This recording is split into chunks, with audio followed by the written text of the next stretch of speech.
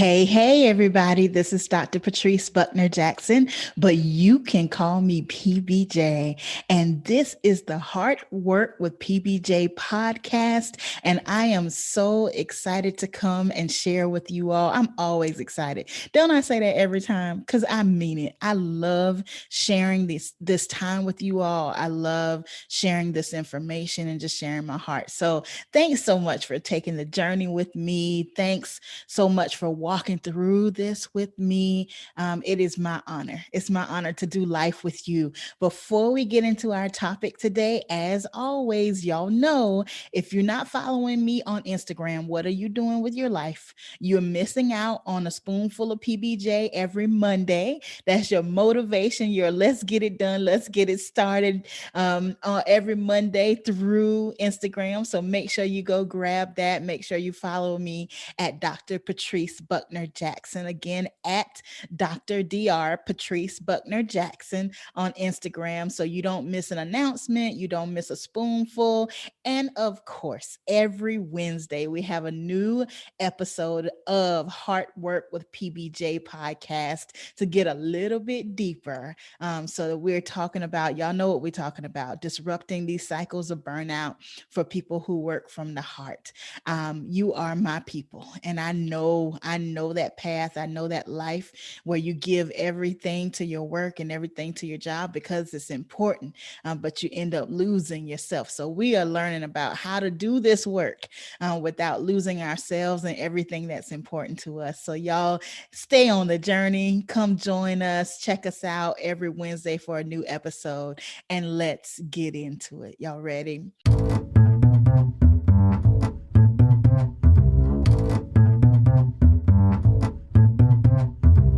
So last week, I talked to you about heart work and what it means to work from the heart. And today, I want to start digging into this topic of burnout and what is it and how do we recognize the signs of burnout? I can tell you that so often people who are struggling with burnout don't even realize that that's what it is. They may know they're tired, they may know they're stressed, they know that there's a lot going on, but they don't realize that it has made it to the level of stress where they need immediate intervention.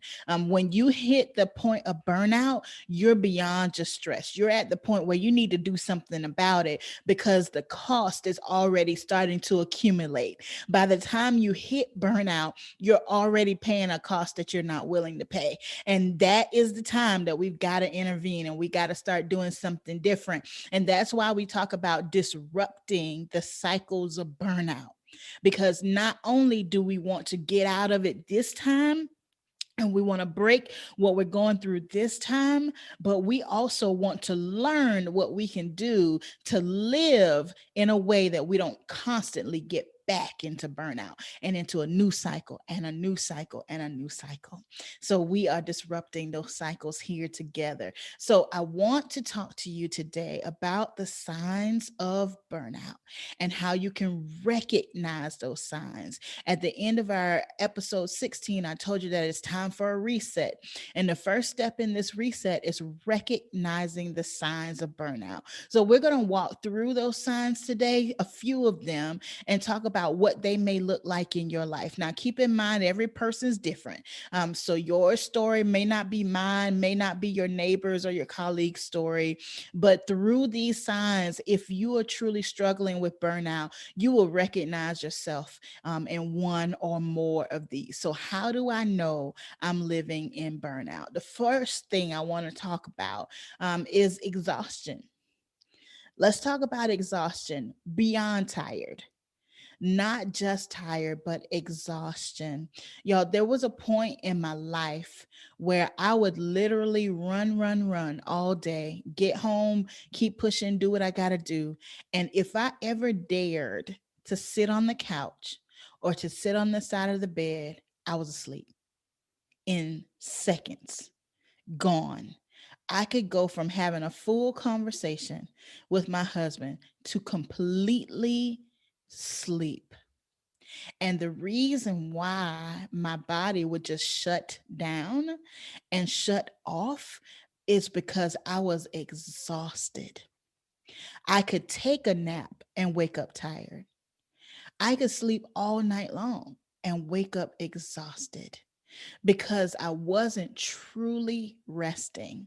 When I attempted to rest, when I was going through this burnout, when I attempted to rest, there were so many thoughts in my mind and so many thoughts just running through, from to-do list, to thinking about other people's troubles, to thinking about challenges at work. It was constant, a constant running, and my mind was running so much that I had trouble disconnecting to get real, true rest.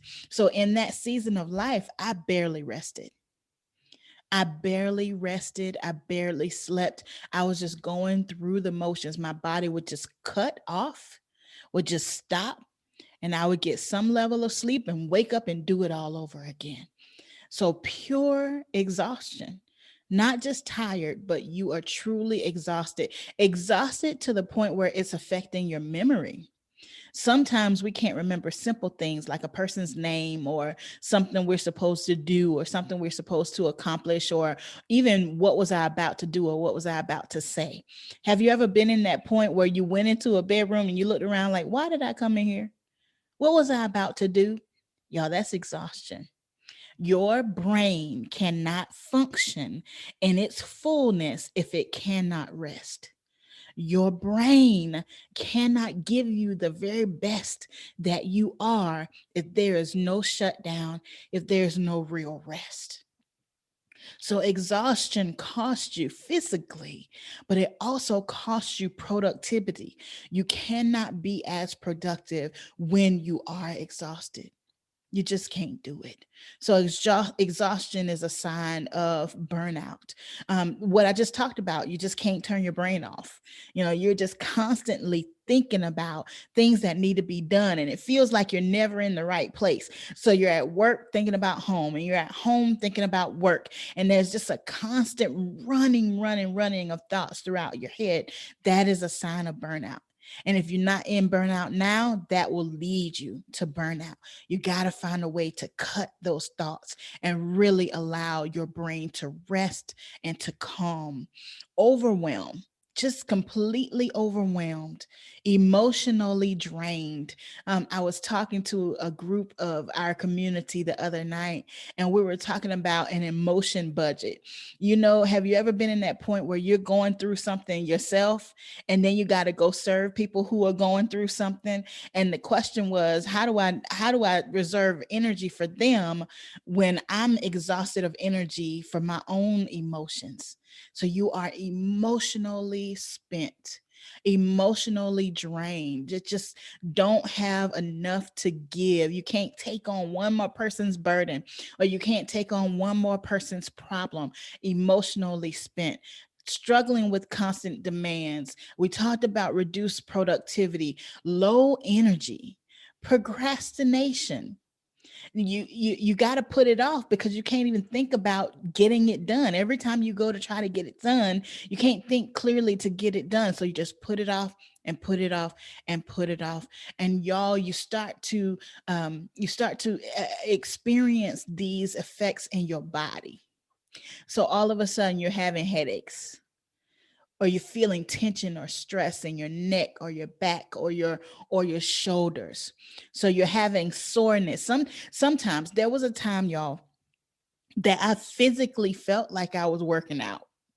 Like I physically felt like my back, my muscles, my legs.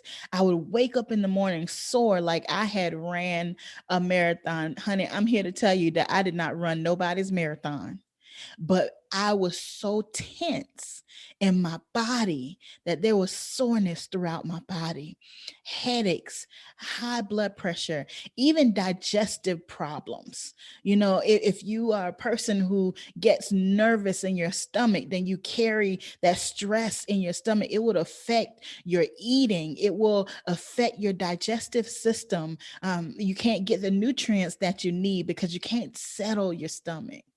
And you can't figure out why you're always sick, or why you always have the sniffles, or why you keep picking up the cold, or why the little headache won't go away, or why you wake up with the headache every day. It's burnout. It's burnout. It's burnout. And I believe in visiting our doctor. I believe in, if you need a medication, if your doctor prescribes it to you, you and your doctor need to work that out. But I also believe that there are some things that we can do for ourselves to improve our health that have nothing to do with medication. I believe that sometimes medication is a band aid for the real solution to the problem. I believe that the medication addresses the symptoms, but not always the root cause of the problem. Sometimes the root cause of the problem is you are burnt out. You're tired. You're exhausted. You are spent. And because of that, it begins to manifest in your body. And it happens before you know it, y'all. It overwhelms you before you know it because we're taught to grind. We're taught to work. We're taught to push. I got it. I can do it. Living for the weekend. If I can just get to Friday, if I can just get to Friday, just let me get to Friday. Or for me, because I work in an education system, we look forward to the breaks. If I can just get to spring break, or we can just get to summer. How many years have I said, if we can just get to summer, then that'll give us a little downtime and we can think clearly? Child, every year. Every year, if we can just get to summer, if we can just get to summer. And what I find is we fill our summers, what's supposed to be the downtime, we fill our summers to the capacity. Before you know it, it's fall semester again and we're running again. We never take the time to slow down. So we have these impacts in our body, in our spirit, in our emotions, and in our minds. This is burnout, my friends. You find yourself excessively frustrated or easily frustrated, especially if this is not in your normal personality or how you normally respond. And you find yourself just easily ticked off by the smallest thing, maybe somebody at work or maybe somebody at home, or the toys all over the toy room, or a spouse or partner not doing something you need them to do, and immediately you are angry, not just a little frustrated, but you are angry. That's a sign that you are burnt out. Not being able to manage your emotions the way that you need to for home, work, or your life is a sign that you are burnt out. If you overreact, hear me when I say, if you are overreacting to the smallest things, then that is a sign that you are in burnout, my friends. Even being a workaholic is sometimes a response. Instead of stopping like we need to stop, we keep pushing and we keep pushing and we keep pushing and we keep pushing. And that pushing adds to the burnout and doesn't help us recover. So, we're talking about the signs of burnout today. I want to talk to you a little bit about compassion fatigue and what that means. So, compassion fatigue comes from, or it's a result of constant exposure to the trauma of other people. So if you're in helping professions, if you are a nurse, especially right now, as we're dealing with COVID-19, if you are a doctor, even if you are a teacher and you're seeing the impacts of living through the pandemic of your students, or if you're a social worker or a pastor, or so many different professions, and you normally interact with the trauma of other people, that can cause you to get to the point where you can no longer effectively process being exposed to that trauma. So, a number of things might happen. You might start to blame the people who are going through the trauma and becoming increasingly frustrated with them.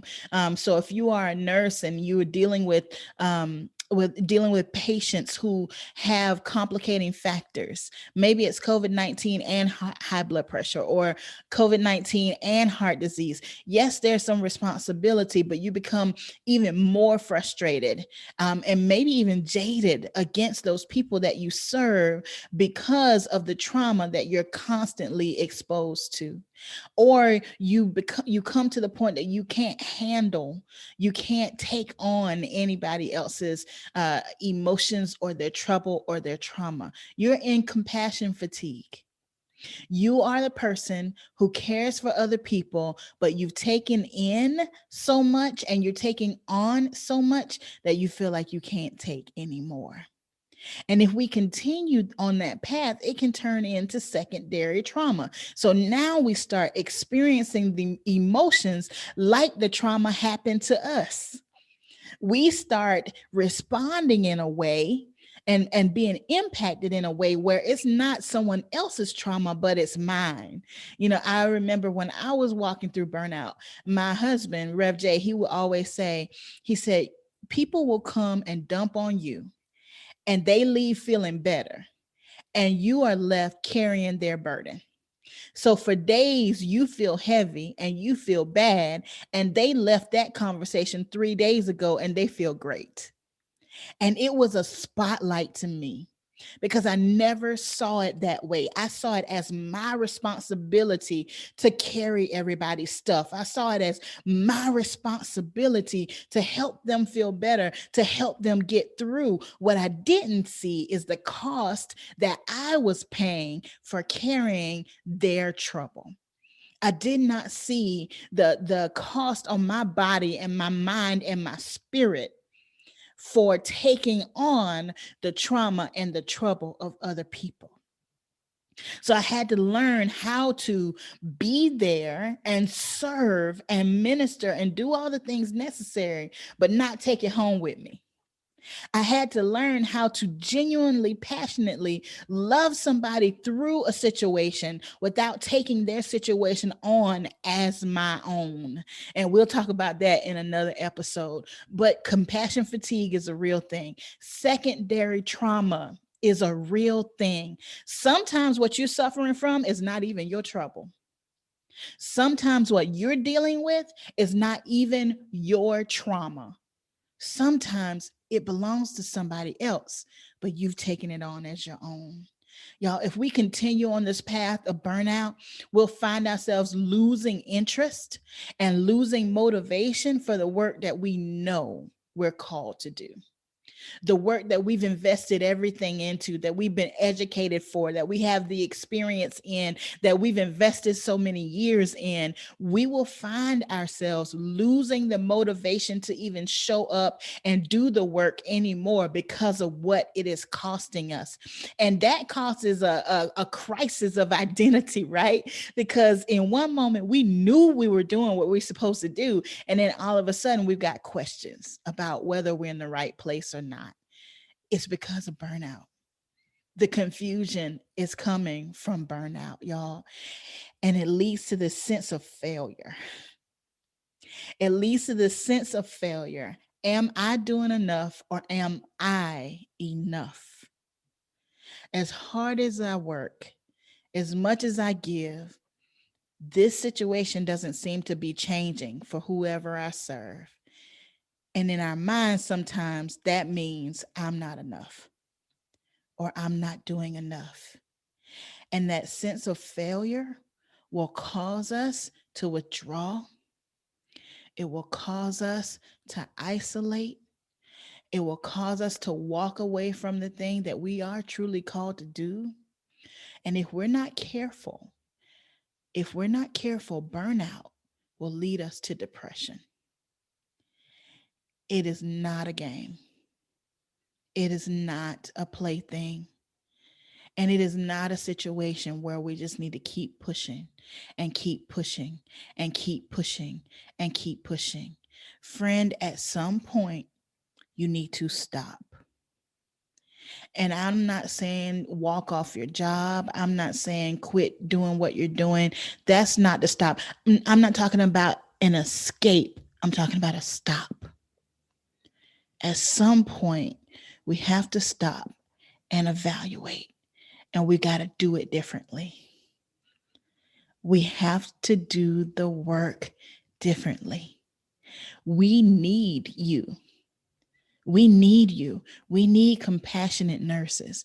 We need compassionate teachers, guidance counselors, pastors, counselors, social workers. We need compassionate people. Shoot, hairstylists, barbers. How many stories do you take in on a daily basis while you're doing somebody's hair? How many people sit down in your chair and tell you their life story because they haven't had a chance to tell anybody else? We need passionate, compassionate people doing all of this work. But we, the passionate, compassionate people, need to learn how to do it better. We've got to learn how to do our work without allowing our work to take us out. And that's what we're talking about, y'all. That is our conversation. That's our journey here. So if you see yourself in any of these signs of burnout, I encourage you to stick with us. I encourage you to stay with these episodes, to join me on Instagram, but also I encourage you to get some support. Think about counseling. It has done wonders in my life. Wonders in my life, y'all. Think about who supports you in your life. Not not you go serve them and you call them friend, and that's fine, but who supports you? Who takes care of you? Who is your accountability to help you see when you are costing yourself or hurting yourself? We've got to change the tide. We've got to turn a corner. We must disrupt these cycles of burnout so that we can keep doing the hard work that we have been called to do, y'all. So let's do it. Let's do it. I want you to think about these signs of burnout. If you identify with any of these signs, take this journey with us. Take this journey with us. There's lots of stuff coming, y'all. I'm working on a community that we can all come together and work through this together. I've got lots to teach and lots to share. I know this life. I've paid this price, and I also know what it means to live free of it and to serve free of it. And that's what I want for you. So, y'all hang in there with me, all right? We're going to do this together. As always, my friends, you are powerful, you are significant, and you are loved.